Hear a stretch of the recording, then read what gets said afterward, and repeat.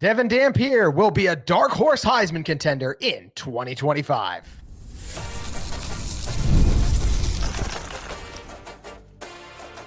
You are Locked On Utes, your daily podcast on the Utah Utes. Part of the Locked On Podcast Network, your team every day. Hello, everyone, and thank you for making Locked On Utes your first view and listen of the day. We are part of the Locked On Podcast Network, available wherever you get your podcasts, as well as on YouTube. If it's your first time joining the show, make sure you like and subscribe. Love interacting with everyone in the YouTube comments.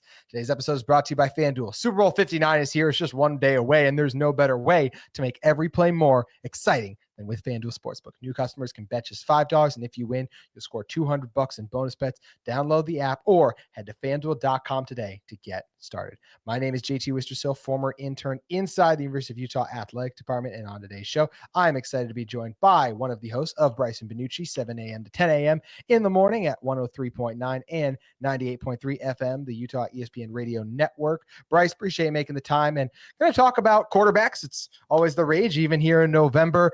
Devin Dampier, to me, FanDuel released their Heisman odds, and he's down there, but he's still inside the top 35.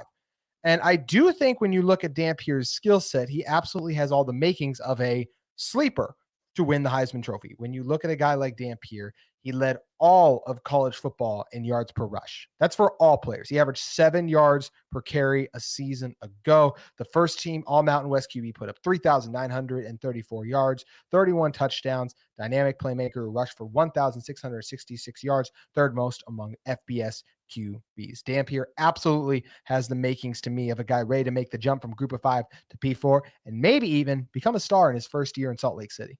Yeah, one thing to note on Dampier, going back and watching him at New Mexico, there was a lot of times that his wide receivers didn't exactly help him out, and they dropped a lot of balls. I think that's going to be different at Utah next season. He's going to have wide receivers who hopefully can catch the ball a little bit better. Hopefully they bring it in and give him a little bit more help on the outside. And then you add that to a great running game that Utah could have in that offense, take some of the pressure off of him. And then, look, in the NFL, you see this a lot with Lamar Jackson and some of these other guys, Jaden Daniels too. When you have a running quarterback or a guy that can at least extend plays, that opens up the run game even more for him and the running back in the backfield. It's a win-win situation, and I'm excited to see him get out there on the field.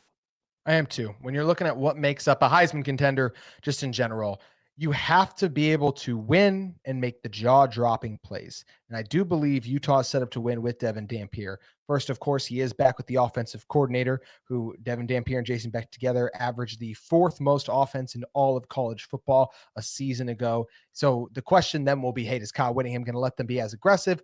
Maybe not to that level, but also the person who won the Heisman, Travis Hunter, he wasn't on one of those top 4 offenses. You just need to be able to put up points, put up numbers. Don't necessarily need to be tops of the tops. It's also about just the plays you make. And I do think Dampier is capable of those plays. But just getting back to this Utah team, this is an offensive line. They return all 5 starters up front. Now, are all of those starters good? That's where, or maybe not good, but all those starters great. That's where I would say no. I think the interior offensive line used some work, but do have great blindside protection and just both tackles. Caleb Loma, Spencer Fano, fantastic. Dampier only sacked 4 times last season too, by the way. So incredibly elusive back there. Wayshawn Parker, one of the best transfer portal backs. It's not the greatest group of receivers. That's the biggest weakness of Utah's offense to me. Even Landon King has had moments, but still need to see more from him. Otto Tia does get from Utah State. Ryan Davis is a transfer who's coming over from New Mexico. We're hoping he's better. But Utah's offense to me, and in part because their defense should still be really good, I think Utah's a prime bounce back candidate. So I do think Devin Dampier is going to get the wins in order to put himself in here. And I do think this offense is going to do enough where if there's potential for this offense to execute a high enough level where he could be considered for this price. Yeah, the one thing that I'd like to see from Dampier this upcoming season is on the interception side of things. Last year, if I'm not mistaken, 12 touchdowns, 12 interceptions. Correct. You got to slash those in half. You got to keep them down. If you look at Cam Ward, I believe he only threw about 7 interceptions last year. That's right. And then a couple of other guys that were up there in that conversation, like Dylan Gabriel, 6 interceptions, if I'm remembering off the top of my head. So you got to slash those interceptions in half. The other thing is Big 12 defense is a lot different from Mountain West Conference defenses, and he's going to be seeing a lot of different looks coming from those defensive secondaries. Can he make that step? Those are the questions that I have. He can't put the ball in harm's way. He's got to be a little bit more careful with where he throws it. He absolutely has to. One thing I am encouraged about is he did not throw an interception in his final 3 games of the season. And you're right, though, too, is a step up in competition. Well, thankfully, in the brief times we saw him face off against a step up in competition last year, he excelled. If you look at his games against Arizona, Auburn, and Washington State was still a team that was just moving on from being a Power 5 team. So I'm still throwing them in there too. He threw for 725 yards, 5 touchdowns with 4 interceptions in those games. He's had 354 rushing yards and 5 rushing touchdowns too. So he has that elite dynamic dual threat abilities. He's flashed the ability to do it against a high level. Now just has to do it over the course of a season. And when you're talking about Devin Dampier too, it's just a Heisman contender. You need the wow plays and moments. Brice, we've both had an opportunity to watch this guy a little bit. The wow plays are there. Yeah, absolutely. Very athletic. He's a dude that, as we mentioned already, can extend plays, get out of the pocket. And then when he really gets into one, he can sling it. He definitely can sling it. So if you've got a guy streaking down the sideline that's going to be wide open, he could put it right on the money. He's a dude that you just look at and you realize, if you can extend plays and if he can get outside the pocket and be able to push the ball down the field, Utah's going to be in a much better position this upcoming season with the guy that they have at the quarterback position. Just got to take care of the football. He does. You can't turn it over. You're absolutely right there. I'm fascinated to see how his legs will translate as well to the next level. Like, look at his game against Arizona. He had 260 passing yards. He had 130 rushing yards with 2 touchdowns. Like, how's that elusiveness going to shape up? Is Kyle Whittingham let him be as the best version, maximize his abilities too? Because like we said, Brice, like when you look at, you mentioned Cam Ward earlier, right? Cam Ward to me is a guy started at Incarnate Word, then went to Washington State, then went to Miami and was a Heisman contender. I think there's reason to believe Dampier could be one of those guys. Dylan Gabriel to a lesser extent, right? UCF, Oklahoma, Oregon. These guys follow a progression. Dampier, to me, this is his first year as a starter. He was a redshirt freshman, I believe, but either way, just as a sophomore. So going into his junior year now, coming off his first full season as a starter too, he is a prime guy to me. You could have a big year. And I think he's, even if it's not this year, I think in the future, he's got a chance to be a contender at this. Just when you look at the traits, the legs, the ability to escape the pocket, keep plays alive, the lively arm, the creativity, the spice is there for a special player at Utah. Absolutely. And if his teammates can help him out, that's going to be a big deal. You've got big-time weapons in this Utah offense that he can get the ball out to, and they can help him out. And as I mentioned, last year, not a ton of help. You talk about that Arizona game. That's the definition of a guy putting his team on his back right there. Yeah. There's not much more you could have asked from him in that football game against Arizona. And you just hope that he's got the tools around him to help him reach that next progression in his career.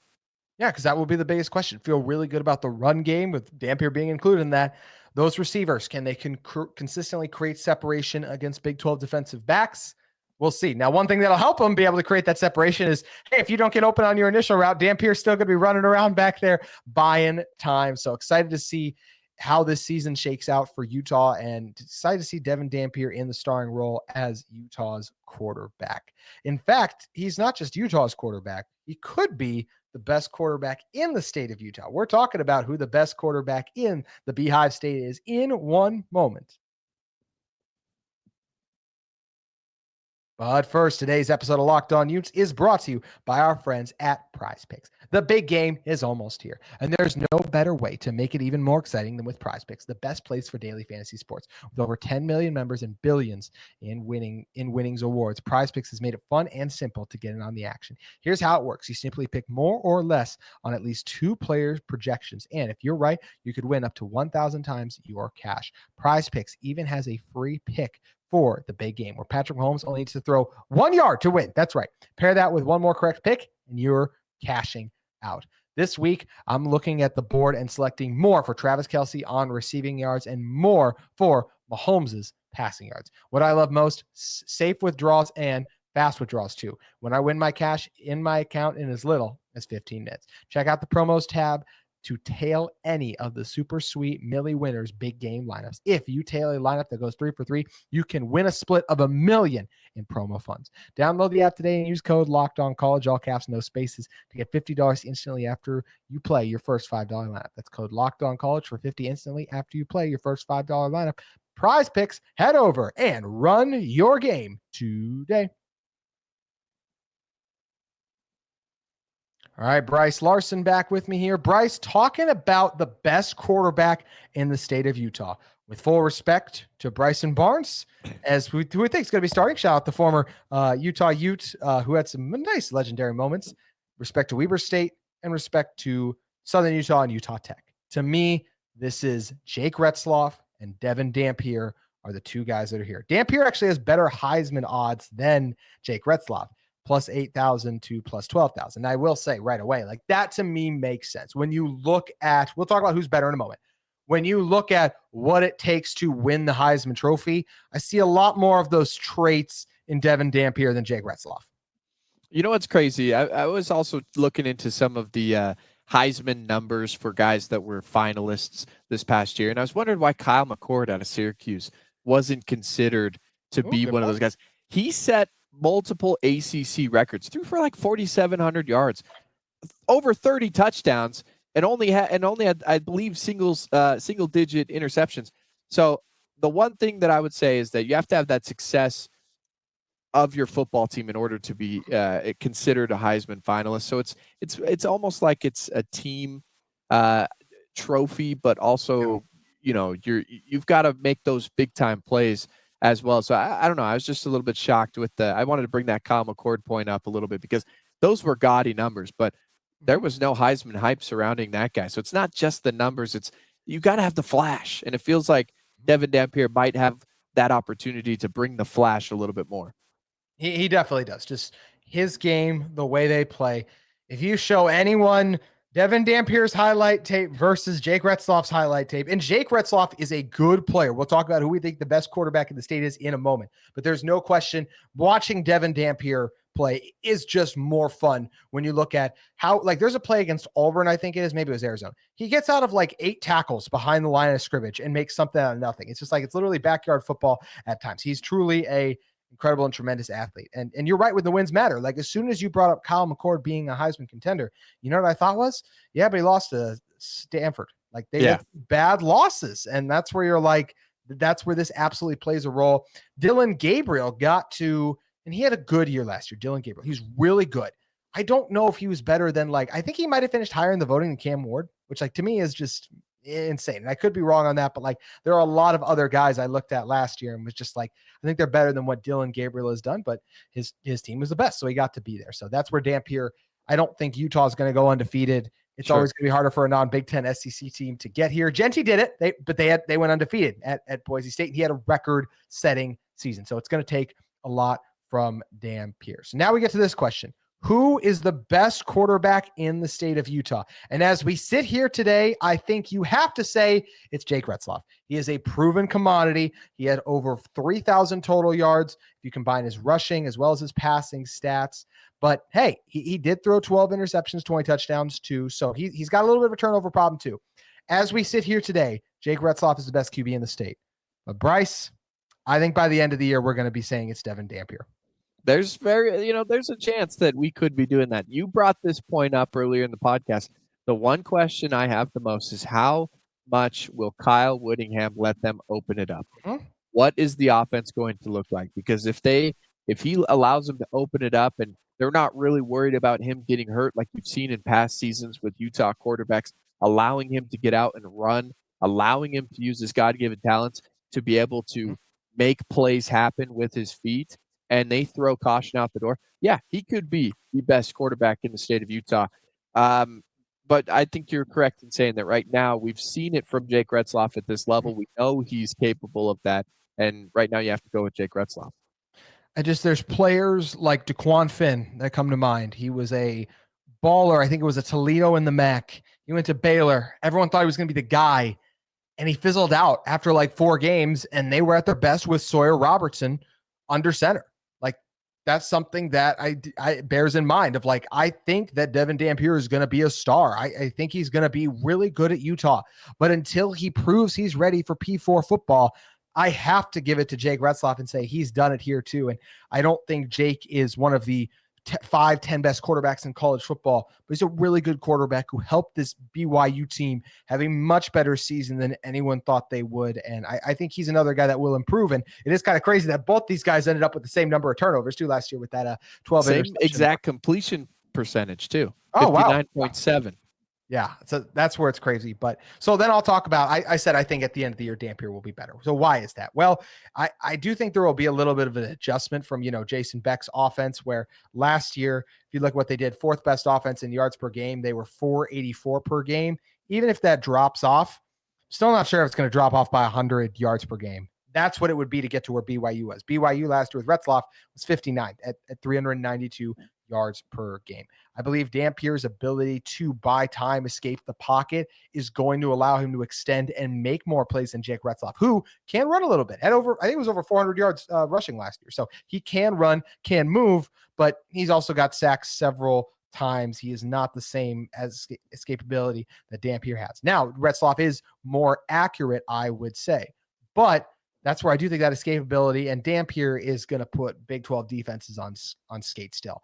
When you have a play figured out as a defense, the one thing that usually burns a defense when they predict the play correctly is the quarterback who can escape something. That's what Dampier can do. I do believe he's going to hone in on his accuracy to even where I think Retzlaff will be better than him at that even next year. I think it's going to be a close gap, and with Dampier's ability to use his legs honestly better than maybe any returning quarterback in the country, that's where I think the numbers, the game, the moments that he is going to have is what I think will lead to him to surpassing Jake Retzlaff as the best quarterback in the state of Utah. The other thing that you need to take into account here is the decision making from Jake Retzlaff, and then also when they get down into the goal line and in red zone situations for that BYU offense. Last year, Jake Retzlaff for some reason had issues throwing the fade. Multiple interceptions on the goal line fade. If you are a top 10, top 20 quarterback in all of college football, you got to be able to throw the goal line fade. So I want to see if Jake Retzlaff can improve in a couple of different areas. His accuracy on some of the throws, his decision making, because he's still, look, that was one of the biggest steps that he took last year. Still could take another step in decision making and just getting that ball out a little bit quicker. And then, of course, not putting it in harm's way. I think whoever could do that better, because so many games come down to turnovers on the offensive side, as Utah knows so well a season ago, that if you can take care of the football, you're going to be just fine. And I think whoever takes care of the football better next season will probably end up being the better quarterback. I agree with that completely. We'll see who has less interceptions. Is Dampier to be a Heisman guy? Like you mentioned, it would take him cutting that interception level in half. And now that BYU has a target on their back, is Retzlaff going to be able to cut that in half too? Both guys have their work cut out for them, but both of them capable of leading their teams to big things in 2025. Both of them still current members of the Big 12, but if Josh Pate, who does a great job covering college football, had his way, he would shake that up and make sure that Utah is not in the Big 12 anymore. They're in a completely new conference, and then make sure BYU is independent once again. We're going to talk about this theory and idea they had in a little crazy conference realignment idea. We'll return to discuss that in one moment. But first, today's episode of Locked On Utes is brought to you by our friends at FanDuel. Super Bowl 59 is here. That's right. We're just one day away from the one game to end it all. Two teams, endless possibilities, and there's no better way to make every play more exciting than with FanDuel Sportsbook. Whether it's predicting the first touchdown, calling the MVP, or even betting on the coin toss, FanDuel makes it easy to get in on the action. With live betting all game long, you can adjust your bets as the game unfolds and feel the thrill from kickoff to the final whistle. Live betting feature lets you stay involved no matter what happens on the field, and the app is super easy to navigate. Plus, knowing that you can place a $5 bet and potentially win 200 bonus bets for the Super Bowl, that's the icing on the cake. Download the app or head to FanDuel.com to get started. Just bet $5, and if you win, you'll score $200 in bonus bets. That's FanDuel.com. Bet with FanDuel, an official sportsbook partner of Super Bowl 59. And speaking of Super Bowl 59, the big game is here. This is our last day to make our predictions. So look, Chiefs are still favored by 1.5. I am rolling with the Kansas City Chiefs to get it done. Also, you got guys like Saquon Barkley, anytime touchdown, -190. Obviously, that's going to happen. Kelsey for anytime touchdowns, +125. So I find that a little interesting there. But FanDuel, they've got it all covered. I mean, you can bet on everything from first touchdown scored, everything that FanDuel has to offer. I'm riding with the Chiefs. You can head over to FanDuel, and it's not just NFL, NBA, NHL, and college basketball available at FanDuel Sportsbook today. All right, Brice Larson, back to round this episode out. So, Brice, I sent you this thing today. Josh Pate came up with he wants to be the college football commissioner, so he came up with a wild idea for his perfect college football conferences. He completely demolished the Big 12. It's not even a conference anymore. Everyone else is, but except for the Big 12 is no longer one. So he has Utah in the Big 8, which would be Kansas, Kansas State, Iowa State, Nebraska, Ohio State, Missouri, Colorado, and Utah. Well, some of you might be listening and go, there's a pretty prominent school from Utah missing. That's right. No BYU. Yes, BYU is independent to go along Notre Dame, Northwestern, and Vandy. I don't like this idea for this new conference because I love having Utah and BYU back in the same conference. I also really don't want more conference realignment, but just in general, like why I don't like this specific version is why are we getting rid of the Cougars? We just had to play without them for 2 years. I love having this rivalry back. I'm not ready to give it up so quick. Yeah, I don't understand why BYU, number one, would want to go back to independence. I don't know why Josh Pate thinks BYU is better off as an independent. It's not sustainable for BYU. It wouldn't be sustainable for Northwestern or Vanderbilt either. No. So I have no idea what he's thinking about when it comes to that. Notre Dame, literally the only team in the country that it is sustainable for. And the funny thing is that Big 8 has less teams in that conference than literally every other conference. Why not put BYU into that conference to try and get those numbers to be similar across the board in every conference? Mm-hmm. Yeah, it really doesn't make sense. And like we mentioned, like it's just been so great having Utah and BYU back in the conference, and that actually fit well in this thing. Like I do think if you throw BYU back in it, this would be fun. Like if we had to do more conference realignment, I like the idea of adding Missouri, putting Nebraska in there too. I think it's a fun idea if you're trying to include everyone and make it some just crazy, chaotic scenario. But like I said, Brice, I mean, I like the Big 12. I know there's been that whole thing, Utah hates the Big 12.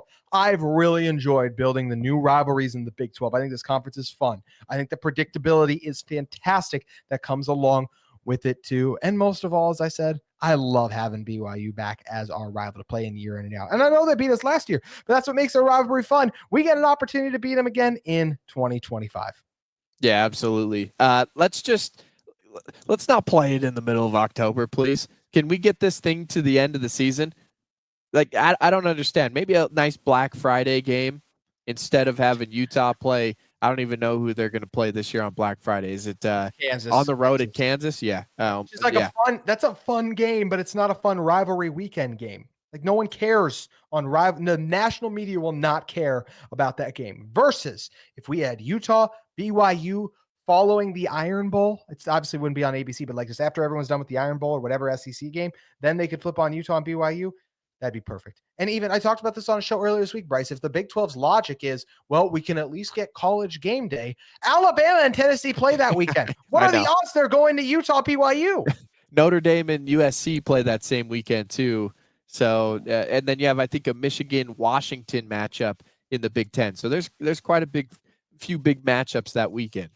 And you put your conference schedule out last before everyone else. So you have time to look at this and try to maximize the opportunity. And that's where it's just it's so deflating. It's so frustrating. This is one of the best rivalries in college football to me. And the Big 12, with whatever they're trying to do with it, they don't give it the due it deserves. All season should be building towards a Utah BYU clash. And oftentimes, I think that would set up I think Utah and BYU are in a good position overall moving forward. I know Utah's coming off a down year. I have a lot of faith in their ability to bounce back when you look at the overall history of this program recently. Absolutely. That game at the end of the season, a lot could determine who goes on to play in the Big 12 title game. And the fact that it's played in October, like just any regular old season game, is just a missed opportunity, like you said, Brice. And then you also look at Farmageddon, which is the game between Iowa State and Kansas State. From what I understand, from what I've seen, looking towards the future, that game's going to go away soon. They're not even going to play it. And the last rendition of this game is going to be in Ireland on week 0. Mm-hmm. So it's like they're not even prioritizing big time rivalry matchups in the Big 12 between schools that want to play each other every year. It's a missed opportunity. It's a mistake. Brett Yormark in the Big 12 done so many things right. This might be their biggest miss that I've seen so far, in my opinion. But for now, we can just be happy that Utah and BYU are scheduled to play several times in the future. Brice, always great having you on. Please let everyone know where they can follow and find your stuff at. Absolutely. Every single weekday morning on 103.9 and 98.3 ESPN, The Fan, across the entire Wasatch Front. That's Weber, Davis, Salt Lake County, Utah County, wherever you are. Check us out 7 to 10 a.m. on 103.9 and 98.3 ESPN, The Fan. You can also find me over on Twitter at Larson Sports, LARSON Sports. Brice, thank you again for stopping by. Absolutely. Hope you all enjoy Super Bowl weekend. Should be a fun game on Sunday, and we'll have more Utah talk for you coming up a little bit this weekend, and even more so following next week. Hope to see you then on Locked On Utes.